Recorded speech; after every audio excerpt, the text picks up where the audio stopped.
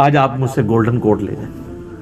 रसूलुल्लाह की जिंदगी में सहाबा कराम जो रसूलुल्लाह से अकीदत रखते थे, आज वो अकीदत अगर आपने किसी में देखनी है ना तो वो बरेलवी है। और रसूलुल्लाह की वफात के बाद सहाबा कराम जो रसूलुल्लाह से अकीदत रखते थे, वो अकीदत अगर आपने देखनी है तो वो अहले हदीस है। सुभान अल्लाह। मैंने सदियों की हजारों सफ़ों की किताबों को एक जुमले में समो दिया। ये जितनी कीते थी आपकी जिंदगी में, आपके साथ हमारा इंटरेक्शन था कि वुजू का पानी नहीं गिरने दे रहे, ठीक है जी, बाल मुबारक। लेकिन जैसे ही रसूलुल्लाह कब्र में गए हैं, सहाबा कराम को पता चल गया कि अब हमने कब्र से नहीं मांगना, कब्र की मट्टी नहीं चाटनी, आपकी कब्र पे सजदा नहीं करना, और स्ट्रिक्टली तौहीद को फॉलो करना है। जो आज अहले हदीस रोना रोते हैं, जिसकी वजह से अहले हदीस को वो कहते हैं गुस्ताखे रसूल है। तो जो अकीदत रसूलुल्लाह की जिंदगी में सहाबा कराम की रसूलुल्लाह के साथ थी, वो बरेलवियों में। हम इस अकीदत को गलत नहीं समझते, हम इस अकीदत को ऐन ईमान समझते हैं, लेकिन इसको उस गुलूफ के दर्जे पे ना ले जाए, इसको उसी प्रोटोकॉल के साथ रखें। आज रसूलुल्लाह जिंदा हो तो वल्लाह मैं आपसे कभी नहीं कहूंगा कि आप जाके सलातुल हाजात पढ़ें।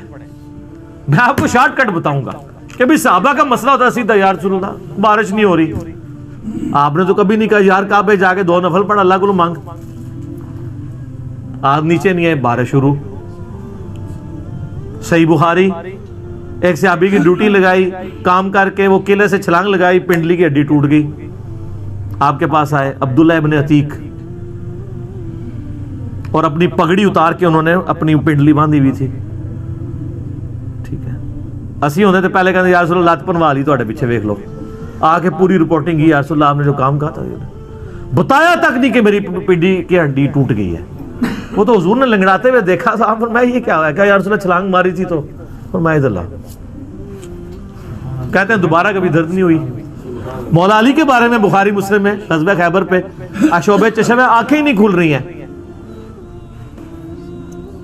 तो रसूलुल्लाह सल्लल्लाहु अलैहि वसल्लम जब तक जिंदा थे ना, आज भी जिंदा है अपनी कब्रों में आखिरत की जिंदगी के साथ। इस दुनियावी जिंदगी में तो उसका प्रोटोकॉल दुनियावी जिंदगी वाला था, जैसे ही कब्र में गए तो आखिरत का प्रोटोकॉल शुरू हो गया। फिर सहाबा कराम ने वो अकीदत रखी है जो आप अलैहिस्सलाम की डिमांड थी। सर ये फर्क है, ये चीज नबी अलैहिस्सलाम को दुनियावी बादशाहों से, दुनियावी लीडर से मुमताज करती है कि दुनिया में इतना कामयाब लीडर कोई नहीं आया कि जिसने विद इन 17 ईयर्स, जिसके फॉलोअर्स ने पूरी दुनिया को तलपट कर दिया। हजारों साल की सल्तनत रोमा और पर्शियन अंपायर, रोमन अंपायर उलट के रख दिया, और एक स्टैचू भी नहीं अपने पैगंबर का बनाया।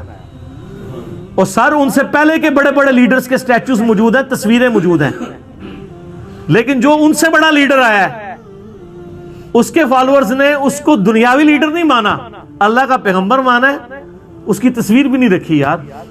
वरना उस जमाने में इतने इतने कारीगर लोग थे, तस्वीर बनाने को मसला था, कितने मुसव्वर थे जो तस्वीरें बनाते थे।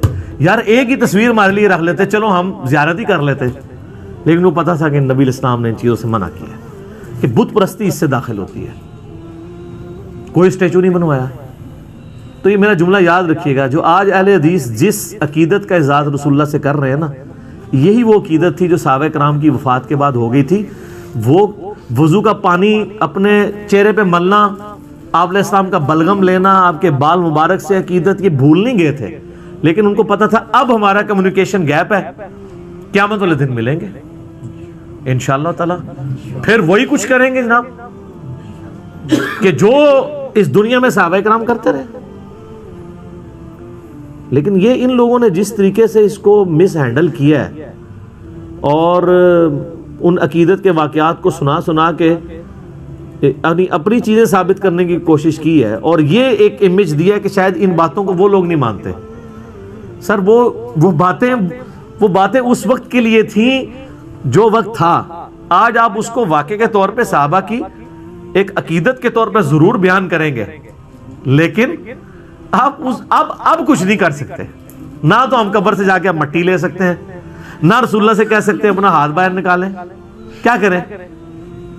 शरीयत की पाबंदी है, अबू दाऊद में हदीस नहीं, एक सहाबी ने हुजूर को सजदा किया, फरमाया जब मैं फौत हो जाऊंगा तुम मेरी कब्र से गुजरोगे, क्या मेरी कब्र पे भी सजदा करोगे? कहा नहीं। उस सहाबी जो हुजूर को डायरेक्ट सजदा कर रहा है उसको भी ये पता है कि कब्र पे नहीं करना, तो आप फरमाया मुझे फिर क्यों करते हो? अगर मैं सजदा जायज समझता तो बीवियों से कहता अपने खामनों को सजदा करें उस हक के सबब जो अल्लाह ने दिया है। इस पे तो हम कितना रोना रोएं, लेकिन अल्लाह का शुक्र है मैं बड़ा पुरुमीद हूँ अल्लाह के फजल से। मैंने 2012 में एक बात की थी गुस्ताखाना इबारात वाले लेक्चर में 71B में, जो उस वक्त बहुत लोगों को बुरी लगी थी। मैंने कहा था कि जब तक बरेलवी हक नहीं कबूल करेंगे तब्दीली नहीं आएगी।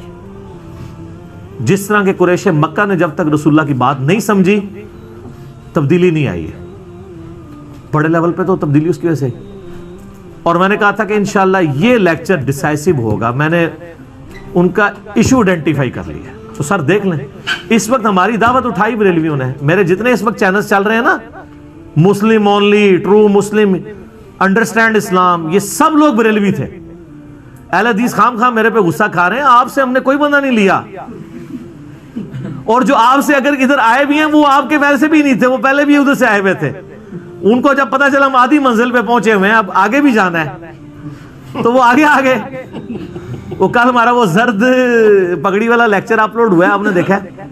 तो मैं अपने भाइयों को थंबनेल दिखा रहा था, मैंने देखो ये इमाम काबा, मैंने उंगली रखी, मैंने कहा ये देखो अहले हदीस, फिर नीचे जवाद नकवी साहब, मैंने कहा ये शिया, उसके साथ फजल रहमान साहब, मैंने कहा ये देवबंदी, उसा इलियास कादरी साहब, मैंने कहा ये देखो बरेलवी, चारों हो गए। और मैंने कहा ये मुस्लिम, जो मेरी तस्वीर लगी हुई थी। इसका ये मतलब नहीं वो मुस्लिम नहीं है, मुराद ये है कि हम उस प्लेटफॉर्म से बात कर रहे हैं कि हम इन सारों को मुसलमान समझते हैं, इनके पीछे नमाजें पढ़ते हैं, इनको चंदा देते हैं, और इनकी कमजोरी के लिए ही काफी है कि ये मुस्लिम बात करने वाले को अपना दुश्मन समझते हैं।